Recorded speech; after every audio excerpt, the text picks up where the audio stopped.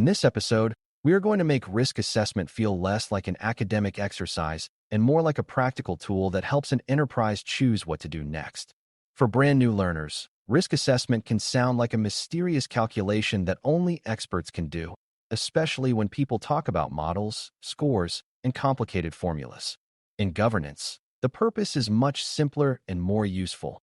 Risk assessment exists to support decisions, which means it should help leaders compare options, set priorities, and choose responses that fit the enterprise's objectives and boundaries. A risk assessment that produces numbers but does not change decisions is not valuable because it becomes reporting for its own sake.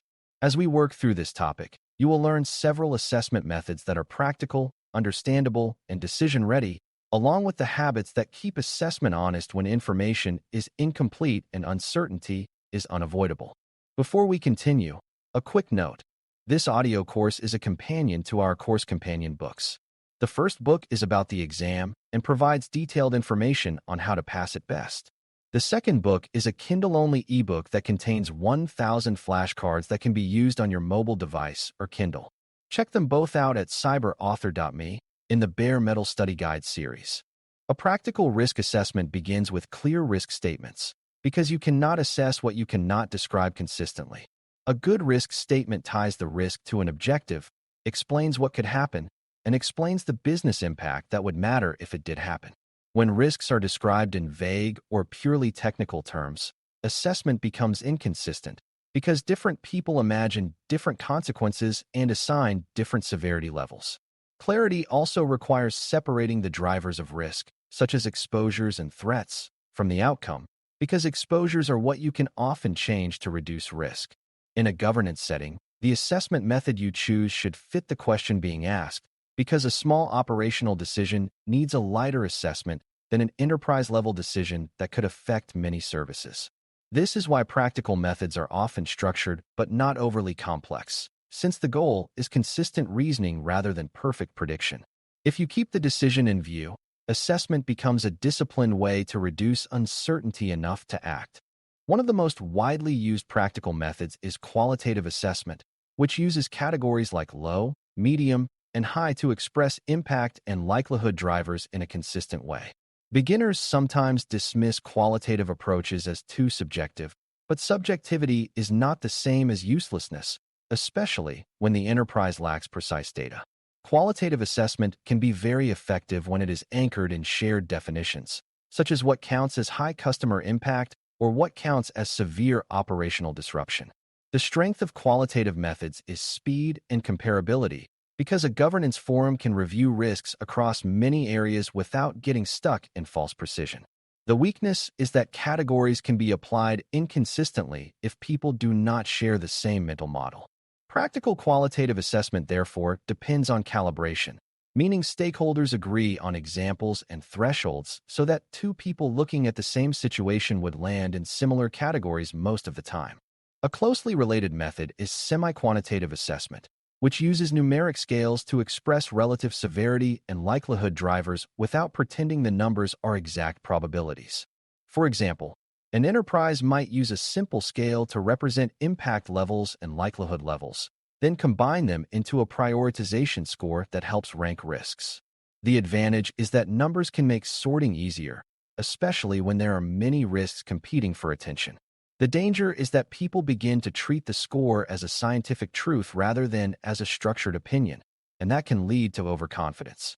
Practical semi-quantitative methods therefore keep the scale small and the definitions clear, and they focus on consistency rather than on mathematical sophistication. The method supports decision-making when leaders understand that the score is a tool for comparison, not a substitute for judgment. When used this way, a numeric scale can speed up prioritization while still leaving room for context and nuance. Scenario-based assessment is another practical method that supports real decisions because it forces the enterprise to describe what the risk would look like in the real world.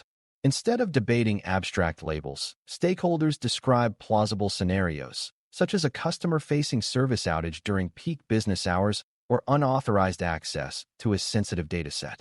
Scenarios help because they make impact concrete, allowing leaders to think in terms of operational disruption, customer experience, legal consequences, and recovery effort. They also help identify which exposures matter most, such as weak monitoring, unclear escalation, fragile dependencies, or inadequate recovery practices. For beginners, scenarios can feel more intuitive than raw scoring because they connect risk to stories the enterprise can recognize. The practical discipline is to keep scenarios plausible and bounded because overly dramatic scenarios can distort prioritization and push the enterprise toward avoidance rather than optimization. When scenarios are realistic, they become excellent inputs for deciding which controls and investments will reduce exposure most effectively. A practical assessment also distinguishes between inherent risk and residual risk because decision-making depends on knowing what risk looks like before and after controls. Inherent risk is the level of risk that exists if you assume no controls are present or controls are ineffective, which helps reveal the underlying exposure created by the business activity itself. Residual risk is what remains after considering controls that actually operate in the environment, which is what leaders live with day to day. Beginners sometimes assume that if a control exists, it automatically reduces risk, but governance cares about control effectiveness, meaning whether the control works reliably in practice. If a control is inconsistently applied, poorly understood, or easily bypassed, the residual risk may be much higher than expected. This distinction supports RAIL decisions because it clarifies whether the enterprise should strengthen controls, redesign a process, change a service architecture, or accept the residual exposure based on appetite. When you separate inherent from residual, you also create a clearer narrative for leadership about why a risk is being prioritized and what actions are likely to change it. Control effectiveness assessment is an important practical method, and it often works best when it focuses on a few high-impact controls rather than trying to grade every control in the environment. For example, controls related to identity, change governance, monitoring, incident response readiness, and data handling often have outsized influence on risk outcomes. Evaluating effectiveness means looking at whether the control is defined clearly, whether it is followed consistently, whether it produces measurable results, and whether it is maintained over time. Evidence can include process adherence measures, incident patterns, audit results, and operational performance signals that indicate drift. Beginners sometimes think control effectiveness is purely a compliance check, but in governance, it is a way to estimate how much exposure is truly being reduced. When effectiveness is low, leaders should not assume the risk score is lower just because a policy exists. A practical approach treats weak effectiveness as a signal that the residual risk remains high until behavior and operations change. Data-informed assessment methods add strength when the enterprise has reliable metrics, because trends can reveal whether exposure is increasing or decreasing. For example, incident frequency and severity trends, outage impact patterns, control compliance rates, and time to recover measures can provide evidence that supports or challenges stakeholder perceptions. The purpose is not to turn risk assessment into a purely statistical exercise, but to ground judgment in observable reality. A common pitfall is focusing on a single metric that is easy to collect while ignoring other signals that reveal the true experience of the enterprise. Practical data-informed assessment therefore uses multiple indicators and asks whether they align, because misalignment can reveal measurement gaps or hidden issues. It also considers context, such as growth in usage volume or changes in service dependencies, because raw numbers can be misleading if conditions change. When evidence is used thoughtfully, risk assessments become more credible, and credibility makes it easier for leaders to act decisively. Workshops and structured interviews are practical assessment methods when direct data is limited, because they gather informed perspectives from people who understand operations, processes, and customer impact. The key is structure, because unstructured conversations can drift into anecdotes that feel vivid but are not representative. A structured workshop uses a consistent set of questions, such as what objective is at stake, what scenario is plausible, what exposures drive the risk, what controls exist, and how confident stakeholders are in those controls. This structure also helps expose disagreements early, such as when one team believes a service is resilient while another team has repeated experience with recovery difficulties. Practical governance does not treat disagreement as a problem to hide. It treats disagreement as a signal that assumptions need to be clarified and evidence needs to be gathered. Workshops work best when the output is decision-ready, meaning it clearly identifies which risks are most material, why they are material, and which actions would most reduce exposure. When run well, these conversations create shared language and shared ownership, which reduces friction later. Another practical method is comparative assessment, where risks are evaluated by comparing them to known reference points rather than by trying to estimate absolute values.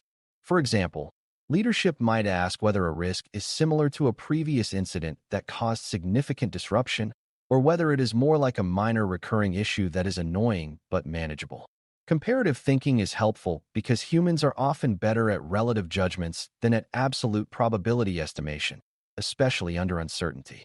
The challenge is to choose reference points carefully so the comparison is fair and not emotionally distorted by a memorable but rare event. Practical comparative assessment pairs references with current evidence, such as whether exposure drivers are similar and whether controls have improved or degraded since the reference event. This method supports real decisions because it helps leaders understand urgency and potential impact without relying on invented precision. When paired with consistent categories and definitions, comparative assessment becomes a strong tool for prioritization across many different risk types. Practical assessment also includes explicitly capturing uncertainty, because pretending to be certain can lead to poor decisions and poor trust. Uncertainty can come from incomplete data, changing threat conditions, unclear process adherence, or unknown third-party behavior. Instead of hiding uncertainty, governance often records confidence levels in the assessment, such as whether the team is highly confident, moderately confident, or uncertain about the likelihood drivers and impact estimates. This does not weaken the assessment.